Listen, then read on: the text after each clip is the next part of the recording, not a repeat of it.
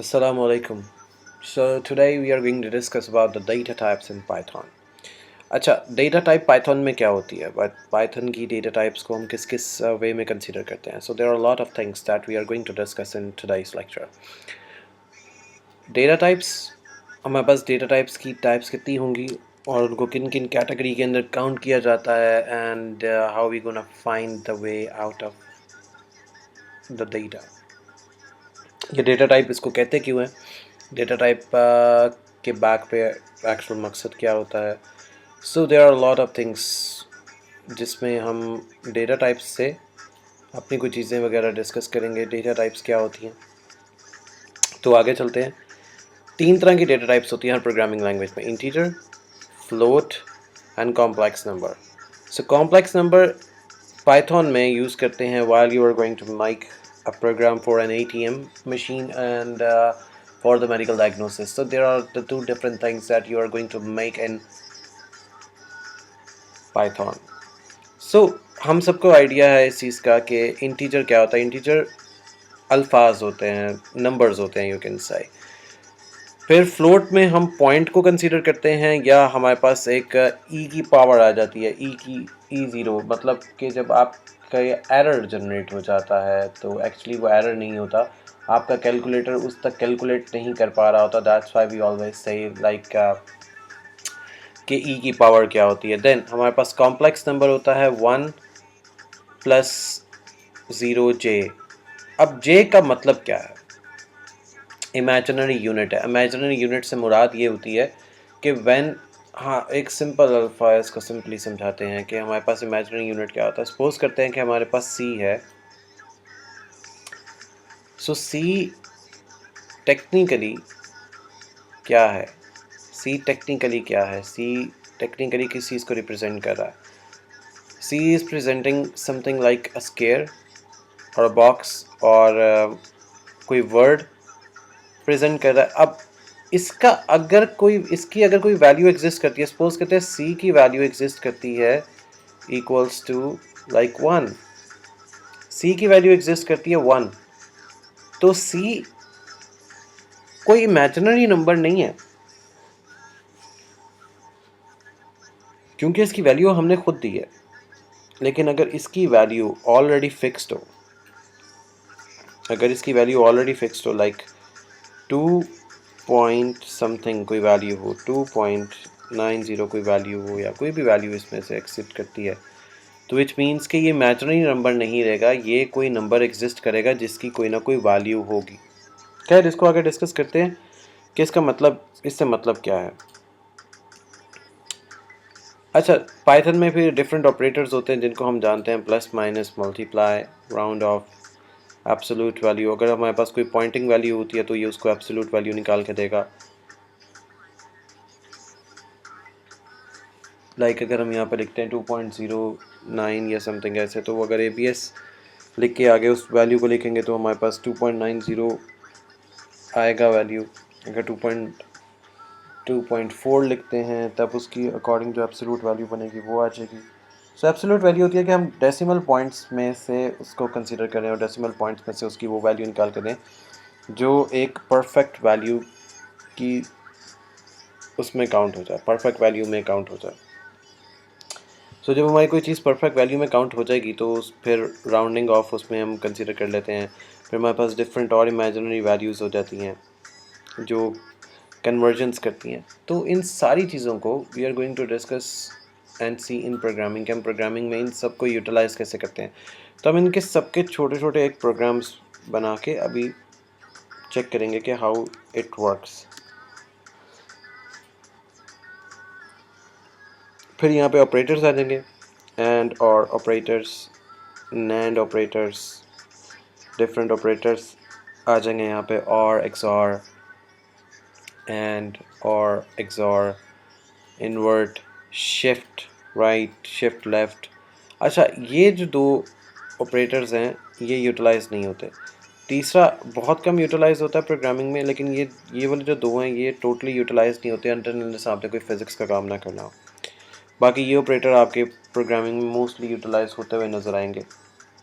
इन data size, इन simple AI programming, और आपकी पाइथन प्रोग्रामिंग में भी आपको ये यूज़ होते हुए नज़र आएंगे। तो क्योंकि इनकी वैल्यूज़ को कैलकुलेट किया जाता है, इनकी वैल्यूज़ को समझा जाता है, इनकी वैल्यूज़ को परखा जाता है, सो दैट्स वाई ये आपको मोस्टली यूज़ होते हुए नज़र आएंगे एआई में, डेटा साइंस में, सिंपल पाइथन में, पाइथन विद जैंगो में, यानी कि जैंगो जिसको कहा जाता है, जैंगो जो फ्रेमवर्क है पाइथन का। सो ये फ्रेमवर्क के साथ साथ इनको यूटिलाइज़ किया जाता है, इन सारी चीज़ों को ये फ्रेमवर्क के साथ हम यूटिलाइज़ करते हैं। So that's going to be the easiest way और the hard way, so you can easily get the one. फिर हमारे पास स्ट्रिंग स्टार्ट हो जाती है। स्ट्रिंग को स्टार्ट करने से पहले we are going to some kind of programming. जो अभी हमने चीज़ें देखी हैं we are going to do on the programming language. तो हम यहाँ पर आते हैं ब्लॉक पे, जो इसका अपना एक ऑपरेटर है दैट इज आइडल। सो हम पहले जो हमने डिस्कशन की है उसके ऊपर आते हैं and then we are going to start with strings. Data types में हमने देखा कि इंटीजर क्या होता है। तो पहले इंटीजर देखते हैं कि मैं अगर यहाँ पर a को अगर यहाँ पे कंसिडर करता हूँ a इक्वल्स टू 1, तो मेरे पास a की टाइप क्या है।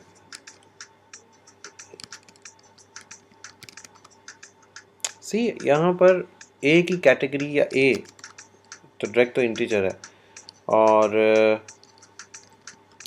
Type of a। सो यहाँ पर मुझे उसने शो कर दिया a is a class of integer. a मेरे पास इंटीजर की क्लास है। अच्छा, लोग ये मिस्टेक करते हैं कि यहाँ पर समटाइम्स ब्रैकेट्स छोड़ देते हैं या इसको एक और कैटेगरी में भी लिखते हैं that is type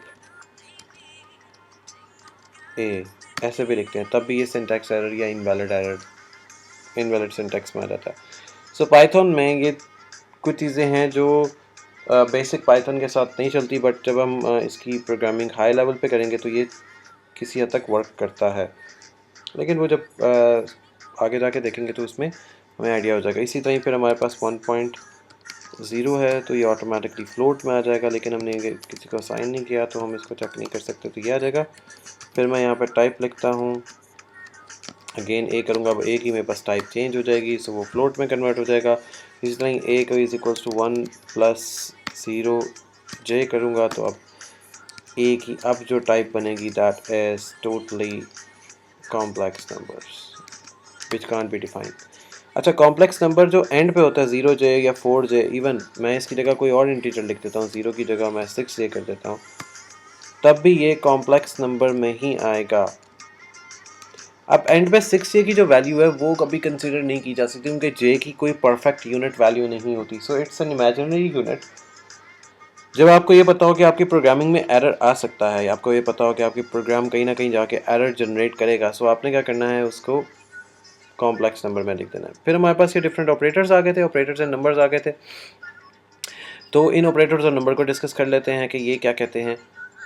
in operators and numbers में तो हम इसको यहाँ पे लिखते हैं कि a equals to 9, b equals to 6। तो पहले a डिवाइडेड बाय b, मेरे पास 1.5 आ गया, फिर a प्लस b मेरे पास 15 आ गया, फिर a टाइम्स b मल्टीप्लाई जिसको कहते हैं 54 आ गया, माइनस b, इसी तरह a माइनस b।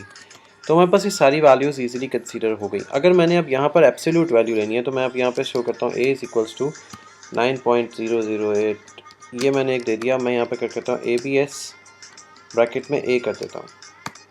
तो इफ़ यू सी कि मेरे पास एज इट इज़ वही सेम वैल्यू आई जो मैंने उधर वहाँ पे मेंशन की है, एब्सोल्यूट वैल्यू। अब इसी को मैं राउंड कर देता हूँ, राउंड ऑफ a, तो मेरे पास 9 आया। क्यों? क्योंकि 0 से स्टार्ट हो रहा है, और अगर मैं यही b की वैल्यू को थोड़ा सा चेंज करते हैं, 9.78 करते हैं और मैं राउंड कर देता हूँ b को, तो मेरे पास 10 आ जाएगा। सो ये राउंडिंग वैल्यू इसमें कंसिडर रहती है।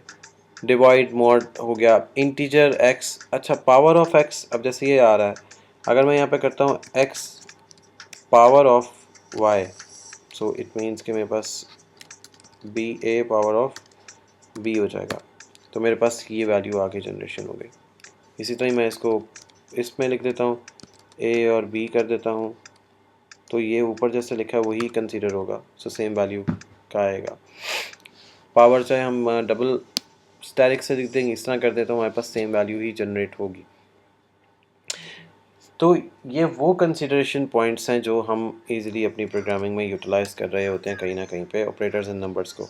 फिर हमारे पास इस तरह ही एंड और ऑपरेटर आ जाते हैं। मैं इधर ए एंड बी करता हूँ तो उसका हमें एक आंसर आएगा, क्योंकि दोनों चीज़ें फ्लोट में होनी चाहिए। फ्लोट में ही हैं एक्चुअली, तो that's why unsupported append type. अब मैं इसको करता हूँ A equals to 8, B equals to 8, A and B, तो मेरे पास 8 आ जाएगा क्योंकि दोनों कंडीशंस ट्रू होंगी। ए और बी तब भी 8 आएगा। और अगर मैं इधर से बी की वैल्यू को चेंज कर देता हूँ, बी की वैल्यू 9 कर देते हैं, अब मैं करता हूँ ए एंड बी, तो मेरे पास 8 आएगा। ए और बी तो मेरे पास 9 आएगा। क्यों? क्योंकि जहाँ पर मेरी दोनों कंडीशंस ट्रू होंगी, अब जहाँ पर मेरी दोनों कंडीशंस फॉल्स होगी, अब मेरी इस कंसिडरेशन में एक कंडीशन ट्रू है तो वो पहला कंडीशन को रिटर्न करेगा। यहाँ पर मेरी दोनों ट्रू है तो इसमें जो बड़ी वैल्यू होगी उसको रिटर्न करेगा। इसी तरह अगर मैं करता हूँ c इज इक्वल्स टू 10, सो ए और b और c, तो मेरे पास इसमें 11 आ गया, क्योंकि तीनों कंडीशंस के वो ग्राफ निकाले गए। फिर अगर मैं यहाँ पर ए और c करता हूँ तो मेरे पास 10 आएगा, क्योंकि c की वैल्यू इज़ ग्रेटर है। अगर मैं यहाँ पे b और c करता हूँ तो मेरे पास फिर अगेन 11 आएगा, क्योंकि जो और की वैल्यू पे आएगा, और की वैल्यू पे जो आएगा वो इसी तरह ही आएगा, इसके राउंड ऑफ करके, जहाँ पर इसकी वैल्यू नॉन डिवाइडेबल बनती है। नॉन डिवाइडेबल जहाँ पर बनेगी वहाँ पे नॉर आएगा। इसी तरह एक्सॉर की वैल्यू है, जैसे ए एक्सॉर बी मेरे पास 1 आ गया, सी एक्सॉर बी मेरे पास 3 आ गया। सो ये डिफरेंट प्रोग्रामिंग कंडीशंस वैल्यूज़ होंगी जिसको हम कंसीडर करते जाएंगे। अब आ जाते हैं स्ट्रिंग्स पे। हम स्ट्रिंग्स कैसे लिखते हैं या स्ट्रिंग्स को कैसे वर्क किया जाता है, स्ट्रिंग्स होती क्या हैं।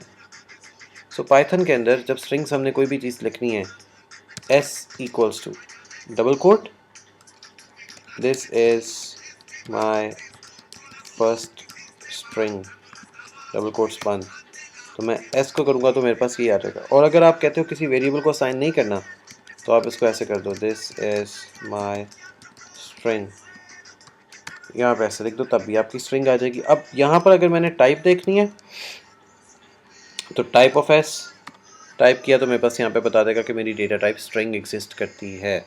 और अगर मैंने यहाँ पे प्रिंट की स्टेटमेंट यूज़ करूँगा, फिर अगेन एस लिखूँगा, तो भी मेरे पास प्रिंट स्ट्रिंग ही होगी। अगर मैं यहाँ पर ये लिखता हूँ, दिस इज़ माई स्ट्रिंग, अगर आप ऐसे लिख देते हैं तो क्या होता है, तो इनवैलिड सिंटैक्स एरर आता है। क्यों? क्योंकि उसको ये पता ही नहीं है कि आप स्ट्रिंग लिख रहे हो या आप क्या कर रहे हो। So this is the part जिस पर हम स्ट्रिंग लिखते हैं। अच्छा, अब यहाँ पर कुछ कैटेगरीज हैं। हमने स्ट्रिंग तो डिस्कस कर ली, अब हमारे पास कुछ कैटेगरीज आई, डबल कोट्स और सिंगल कोट्स, ये भी हमने देख लिया। फिर मल्टी लाइन स्ट्रिंग क्या होती है? मल्टी लाइन स्ट्रिंग होती है जहाँ पर हम उसको सेपरेट कर सकते हैं। अब ये सेपरेट कैसे करते हैं? Let's make a part, how we gonna make it separate. तो ये एक सिंपल सी चीज़ है, s equals to 1 2 3 string string 1 2 3, s को प्रिंट किया तो हमें स्ट्रिंग ही मिलेगा। प्रिंट s करूँगा तब भी मुझे स्ट्रिंग मिलेगा। अब मुझे इसको ब्रेक करना है, तो मैं क्या करूँगा, प्रिंट s/n,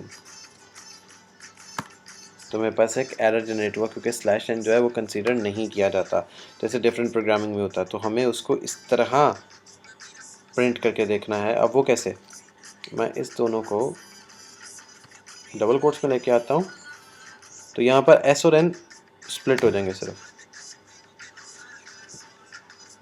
जैसे यहाँ पे स्प्लिट हुए में नज़र आ रहे हैं वैसे एक्चुअली वहीं पे भी स्प्लिट हो जाते हैं। अब मुझे प्रिंट की स्टेटमेंट में किसी चीज़ को रीड करवाना है, तो मैं यहाँ पर सिंपल आर लिख दूँगा, सिंपल आर लिख दिया, तो ये उसकी प्रिंट की स्टेटमेंट में इसका मतलब होगा कि रीड करो एस और एन को। सो खैर ये डिफरेंट टाइप्स हैं या डिफरेंट कैटेगरीज हैं जिनको हम बड़े प्रोग्राम्स में भी यूटिलाइज़ करेंगे। ये तो अभी सिर्फ एक वो पार्ट है जिसमें एस्केप सीक्वेंस था, ये no interpretation for escape sequence, मतलब आपसे कोई भी अल्फ़ाबेट जो है वो नहीं बचेगा, मतलब हर चीज़ को वो रीड करेगा। या इसको सिंपल अल्फाज में अगर समझा जाए इसको और इसको, तो मैं सिंपल अल्फाज में समझा सकता हूँ। ये चीज़ मेमोरी में जब जाती है, सपोज करें दिस इज़ योर मेमोरी, तो ये टॉप ऑफ द प्रायोरिटी पड़ी रहेगी, इसको स्टैक कहते हैं। टॉप ऑफ द प्रायोरिटी यहाँ पे रहेगी, so stack is over there. अगर हम इसके ऊपर आते हैं तो ये एक सीक्वेंस ऑफ क्यू है। स्टैक में तो जो सबसे पहले गया वो सबसे एंड पे निकलेगा, स्टैक में जो सबसे पहले गया वो सबसे एंड पे आएगा, सबसे एंड पे बाहर निकलेगा। जबकि क्यू में जो सबसे पहले लगा हुआ है वही सबसे पहले बाहर निकलेगा, वही सबसे पहले बाहर जाएगा। स्टैक में ऐसा नहीं होता, स्टैक में जो सबसे पहले गया है वो सबसे एंड पे बाहर आता है। So these are the things that we are, ये इन दोनों को समझने के लिए सबसे आसान तरीका यही है, stack and concept of heap memory. String के डिफरेंट मेथड्स हैं।